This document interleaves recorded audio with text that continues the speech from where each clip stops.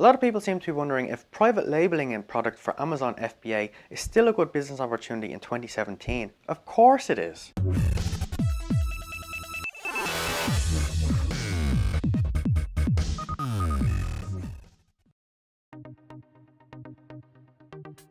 Hello and welcome to the Income Highway. This is the show where we talk all about how to build and grow your online business.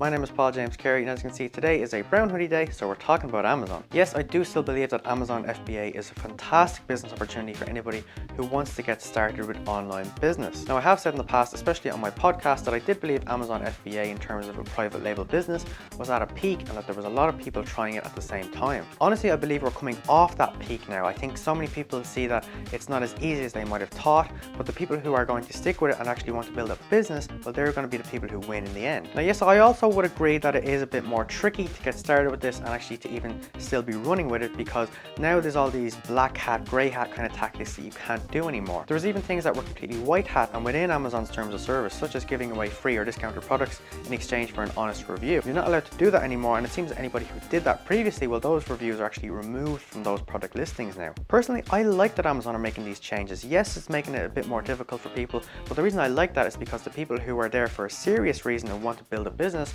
they're actually going to stick around, and the people who are there to make a quick buck, well, now they're going to move off. You may have heard me mention in last week's podcast that I actually in 2016 didn't really go near my private label business in terms of Amazon, yet there were still sales coming in every day. Not only from my personal experience, but I actually know other people who also have private label products, and there's still a lot of opportunity out there. Not every product is saturated, not every market is saturated. Amazon has millions and millions of products. I mean, just quickly, some examples would be accessories for something, or it could be something with an extended handle or a better grip, or it could be something that you use every day in your life that you might have a look at it on Amazon and see there's actually a gap in the market there, or an opportunity for you to actually private label and sell there. It could even be something that you completely make yourself from scratch. It could be a product that you are designing. Now, in order to check these numbers and see if it is viable, to see if there is an opportunity there, I recommend you use Jungle Scout, which is a Chrome extension. They also have a web app. I actually did an interview with Greg Mercer, who is the creator of Jungle Scout. That was episode 50 of the podcast. So if you want to check that out and have a listen to it, I'll leave a link for it in the description below. Now, in that interview I did with Greg, he actually talks about what kind of numbers you should be looking for with Jungle Scout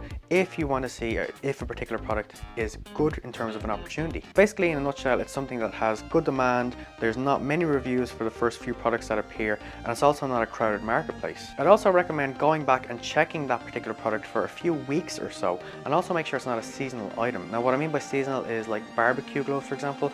Obviously, not a lot of them would be sold in winter, and a lot more would be sold in summer. Now, when you've decided that that's what you want to go ahead and private label, you can actually then begin to source it and get different samples sent to you from different suppliers, so you can choose who you want to work with. You also don't have to start with a big order of 1,000 or 5,000. You can start with something small, like just 100 units to test the waters. Don't forget, Amazon FBA allows you to send in one product if you want, even just one product. And I don't mean one product that has 1,000 in quantity. I mean, you could send in one of the quantity of that product. And who knows, even by the end of the year, you could be sending in 1,000 so that you can keep up with the holiday rush. Also, once you've verified that there's demand in the marketplace, you can actually then either set up a separate product, as in launch more products, or you can launch them on separate channels like eBay, your own website, or you could even do both if you have the time. Thank you so much for watching this video. If you want to learn more about how to build and grow your online business, make sure you click the subscribe button below, because there's a new video on this channel every Monday, Wednesday and Friday. There's also a podcast on iTunes every Tuesday and Thursday.